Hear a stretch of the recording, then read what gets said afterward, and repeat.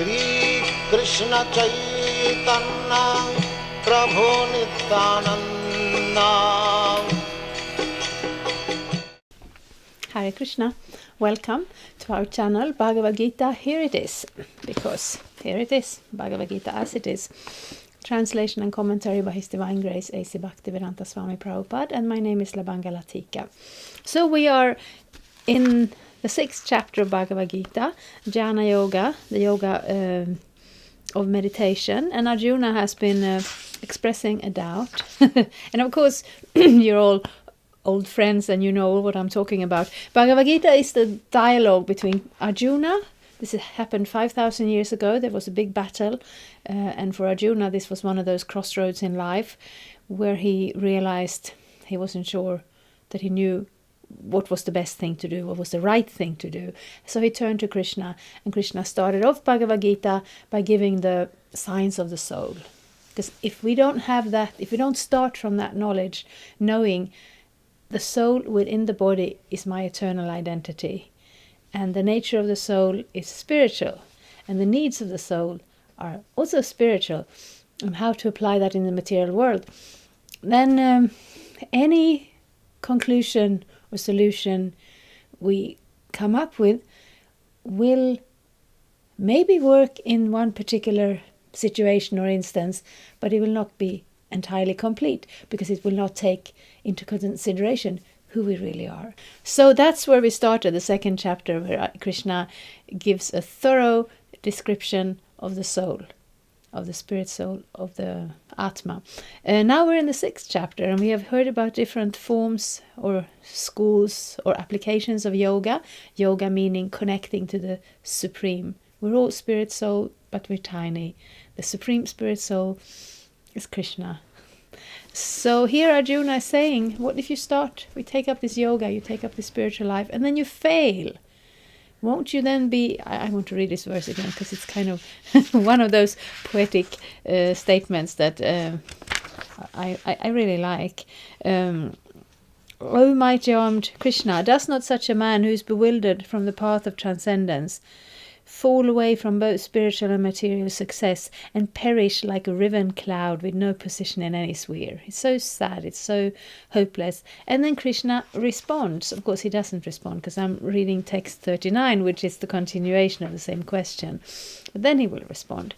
Text 39, Etan me sangsayang Krishna chetum arhasya shetaha Tvadanya sangshayasya chetana hyupapadyate. This is my doubt, O Krishna, and I ask you to dispel it completely. But for you, no one is to be found who can destroy this doubt. So that's another thing. You turn to a spiritual master for spiritual knowledge, spiritual enlightenment, spiritual realizations. But we sometimes get accused of being a little bit of a cult, a little bit brainwashed, and a little bit just followers. Oh yes, we are certainly followers, because if you want to reach something and you find someone who knows how to get there, you will follow happily. It will be very helpful. But there is never a question of blind following, because here Arjuna, he has a doubt, and then he expresses that doubt. Not in a confrontational way, because the goal here is not to confront authority. The goal here is to understand fully how to apply the process of self-realization. So when there is a doubt, we don't want to push it into a corner and pretend it doesn't exist. This doesn't help anyone, but we want to express it for the right reason. Here is a system of self-realization. Here is a system of knowledge, spiritual knowledge. And now I hear something that I can't really make sense of. I don't know how to apply it. I don't know how to understand it. Then I bring my doubt up. This is my doubt. And I bring it to you, Krishna. I ask you to dispel it completely. But for you, no one can destroy this doubt. So that's the intelligent way to do. So the purport here is, Krishna is the perfect knower of past, present and future. In the beginning of the Bhagavad-gita, the Lord said that all living entities existed individually in the past, they exist now in the present, and they continue to remain individual identity, retain individual identity in the future. even after liberation from the material entanglement. So he has already cleared up the question of the future of the individual living entity. Now, Arjuna wants to know of the future of the unsuccessful transcendentalist. No one is equal to or above Krishna, and certainly the so-called great sages and philosophers who are at the mercy of material nature cannot equal him.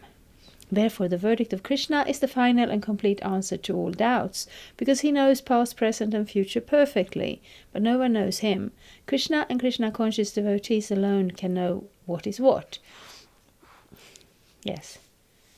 Because we are operating from the thesis that there is a supreme and Krishna is that supreme. This has also been established in the beginning, not just because Arjuna asked Krishna and Arjuna accepted Krishna, or because Krishna claimed it himself, but several, you go back to the Vedic, like the basis of the Vedas, then you have a kind of a universal setup with certain established authorities, and they're all accepting that position of Krishna.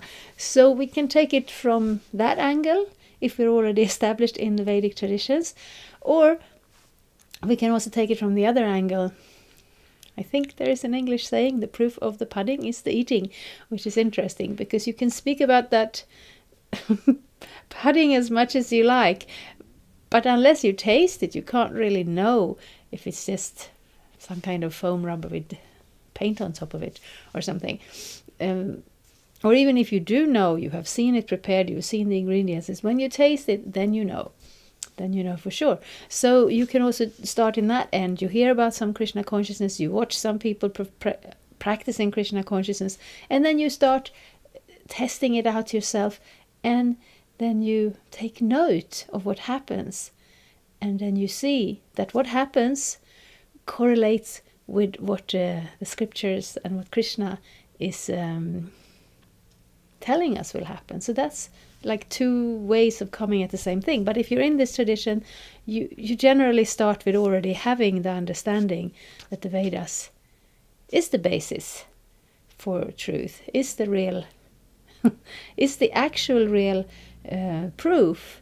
Because any other proof, when it comes from my own intelligence, or when it comes from the testimony of that which I can see with my senses, when we know that our senses are imperfect, at one point the body will die.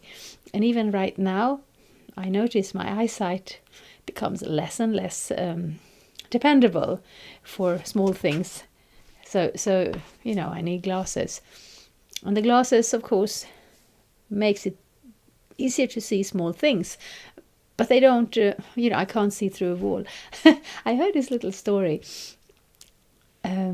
There's a little girl and her mother, and the little girl notices a pair of glasses on the table, and she asks the mother, "So what are those?" "Oh, they are reading glasses." He says, "Oh, what do they do?" "Well, they help me read. I wear them so that I can read." And then the little girl picks them up and puts them on her eyes and opens the book and says, "Mom, they don't work." She couldn't read.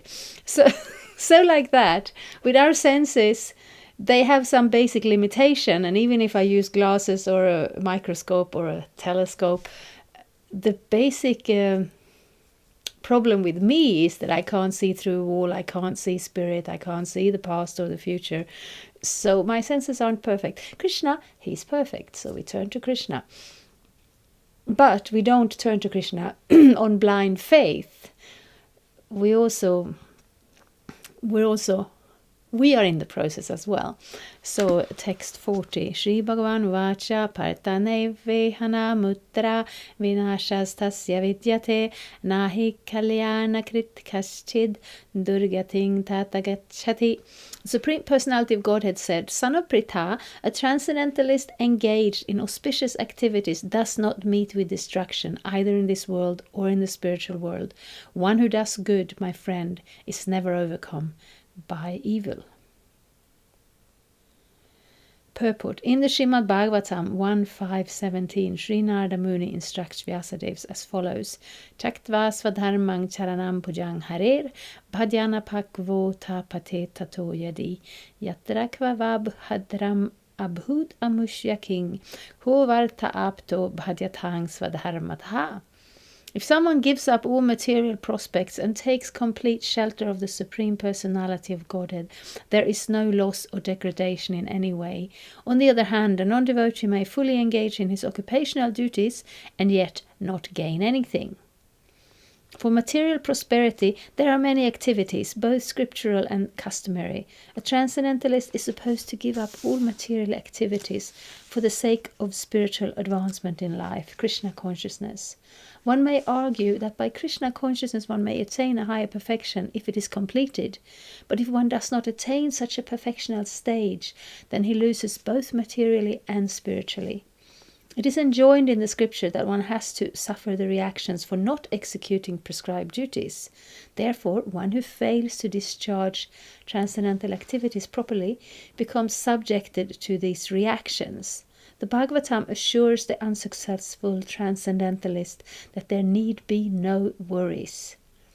Even though he may be subjected to the reactions for not perfectly executing prescribed duties, he is still not a loser, because auspicious Krishna consciousness is never forgotten, and one so engaged will continue to be so, even if he is low-born in the next life. On the other hand, one who simply follows strictly the prescribed duties need not necessarily attain auspicious result if he is lacking in Krishna consciousness. Yes, so we are coming back again. And Krishna is assuring us here also, we're coming back to the core message of the Bhagavad-gita and of the Vedas as well. There are a lot of processing in the Vedas, a lot of schools of thoughts, a lot of, angles and levels. And then it's really difficult to draw a complete conclusion as to what is the actual priorities, what is the act, because depending on where you look, you will certainly hear, like here, you hear about those occupational duties and structures, and if you do them, you gain good karma, and if you don't do them, if you don't give back to the family, the forefathers, the demigods, and so on, who have given you everything in the form of this body, in the form of sunshine and rain and eatables, and all those things that we cannot create independently, then you become, a debtor. Something has been given to you and you have not paid it back. The thing is, though, this material world is not the complete existence. The complete existence is the spiritual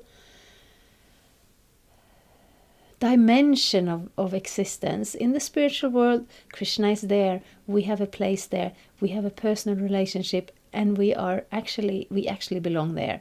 Then we come to this material world for some reason, mostly because we probably don't exactly realize what it will mean. And now we're here and we're entangled in all forms of lives and karmas and bodies and reincarnation, and it really doesn't really ever end. And then we are looking at it from that perspective. I'm here right now in this world. What are my duties? If I want to live in this flat, I need to pay rent, otherwise I will be evicted. If I want to have some food, I will either have to earn some money so I can buy it, or put in the effort of tilling the earth and growing it myself, and so on. And this is certainly not wrong. It is a fact. If we live here, we need to do some work to support ourselves. And if we take into consideration the laws of the country, we can't make a lot of money from illegal activities. Well, we can for a while, but it usually catches up with us, either that we will have to take the, the criminal reaction from the court system, or that we have to live in some kind of a parallel world and be constantly afraid of being caught up, having to create our own structure, because, if you're a criminal and someone steals your things, you can't go to the police because they weren't really your things. So you're outside of society in a way. But still, this perspective is not complete, because it focuses on, like, here and now we're in this material world in a certain situation with some certain duties circling around us. But this is just a small place where we are presently here, because we forgot about the real existence of the spiritual world. So everything in this material world it functions independently. It has its own completeness, but it also has the whole point of the material world is it's a place for us when we left the spiritual world, and when we take up to spiritual self-realization. Again, Krishna encourages us. He's also greatly encouraged himself, because this is actually the real point. So we do this dharma because it keeps us away. I mean, the dharma, what I mean is to say the auspicious ritualistic activities, the religious activities, the moral activities, because they keep us from getting more entangled, from sinking further, deeper into a lower form of consciousness. So we want to uphold, at least we want to be in the human form of life, at least we want to have some kind of regulations that we don't continuously create destructive behavior that's destructive for us and those around us, and we may not even be fully aware of what is destructive and what isn't. So we need to maybe learn a little bit from the Vedas, or most scriptures. They have some form of regulations to keep us above the water, but it's a little bit like it's not a goal, it's more a question of harm reduction. Because if we don't follow those regulations, our consciousness and our reactions will drag us down, and will create difficulties in our spiritual life. But once we've started the spiritual life, then it's not that it's so necessary to stick to all the details of all those rules and regulations. And it's not that Krishna is going to punish us. God is not, someone who's just waiting around the corner for an excuse to punish us. No, he has set up this material world, and it's based on actions and reactions. But as soon as we're aiming to come closer to him, to elevate ourselves in a spiritual sense, then that, whatever happens in that direction, it stays with us forever. The purport may be understood as follows. Humanity may be divided into two sections, namely the regulated and the non-regulated. So what I wanted to say with this harm reduction is, it's just like if you have, which we do have, problems with drug abuse and addiction, and then the moral people will say, we are not going to encourage that in any way. If somebody deals with drugs, we will just punish them endlessly. Whereas somebody else would say, we would like these people to stop taking drugs, to have the opportunity to live a life free from drugs. But until they are able to take that step, at least keep them alive. So keeping this system for clean needles and medical attention and so on, it's not a way to encourage the drugs. It's the way to keep the person alive. So at whatever point he will be motivated or able to take the next step, he will still be alive. So dharma is a little bit like that. We will still be human beings if we stick to our dharma. So at the point when we start to take the spiritual life, we will be able to do it. A purport may be understood, yes. Those who are engaged simply in bestial sense gratification without knowledge of their next life or spiritual salvation belong to the non-regulated section, and those who follow the principles of prescribed duties in the scriptures are classified among the regulated section. The non-regulated section, both civilized and non-civilized, educated and non-educated, strong and weak, are full of animal propensities. Their activities are never auspicious, because while enjoying the animal propensities of eating, sleeping, defending and mating, they perpetually remain in material existence, which is always measurable. On the other hand, those who are regulated by scriptural injunction and who thus rise gradually to Krishna consciousness certainly progress in life. So yes, that's why we start with the second chapter, why we start with explaining the situation of the soul in this world, because otherwise these concepts, we are not used to these concepts. But when we consider our priorities for spiritual self-realization, then these concepts become useful tools.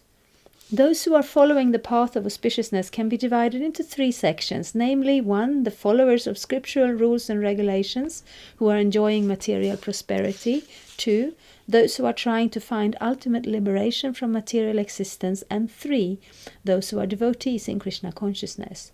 Those who are following the rules and regulations of the scripture for material happiness may be further divided into 2 classes, those who are fruitive workers and those who desire no fruit for sense gratification. Those who are after fruitive results for sense gratification may be elevated to a higher standard of life, even to higher planets. But still, because they are not free from material existence, they are not following the true auspicious path. The only auspicious activities are those which lead one to liberation. Any activity which is not aimed at ultimate self-realization or liberation from the material bodily concept of life is not at all auspicious. Activities in Krishna consciousness is the only auspicious activity.